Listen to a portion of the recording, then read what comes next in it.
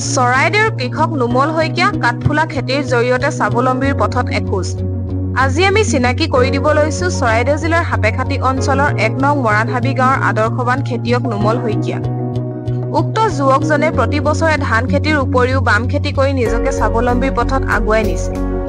নুমল শইকীয়াই ঘৰতে ব্যৱসায়িকভাৱে কাঠফুলাৰ খেতি কৰি এক সুন্দৰ নিদৰ্শন দেখুৱাইছে। নুমল শইকীয়াৰ কাঠফুলাৰ খেতি পৰিদৰ্শন কৰিবলৈ আজি উপস্থিত হয় চৰাইদেউ জিলা কৃষি বিভাগৰ কৃষি সম্প্ৰসাৰণ সহায়ক ৰাজীৱ বৰা। বিষয়াগৰাকীয়ে নুমল শইকীয়াক প্ৰশংসা কৰাৰ লগতে অন্যান্য নিবনুৱা যুৱক যুৱতীকো এনে খেতিৰ যোগেদি স্বাৱলম্বী হ'বলৈ আহ্বান জনাইছে।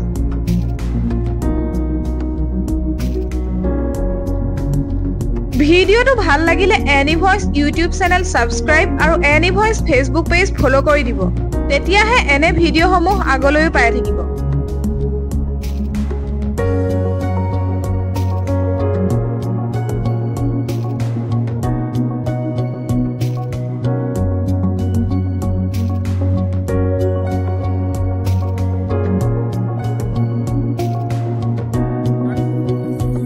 সদৌ শেষত মই এই উদ্যমী ব্যক্তিজনক আপোনালোকৰ মাজত চিনাকি কৰাই দিছোঁ।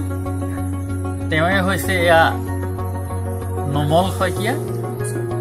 এখেত ১ নং মৰাণহাবি গাঁৱৰ এজন বাসিন্দা, বৃত্তিত কৃষক, লগতে এটা বহল মনৰ অধিকাৰী।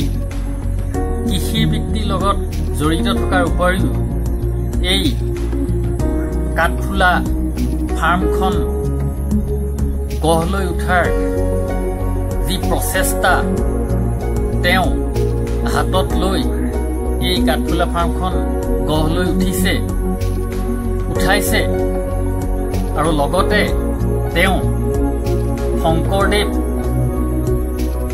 বিদ্যালয়ৰ এজন শিক্ষক হিচাপেও শিক্ষকতা কৰি আছে।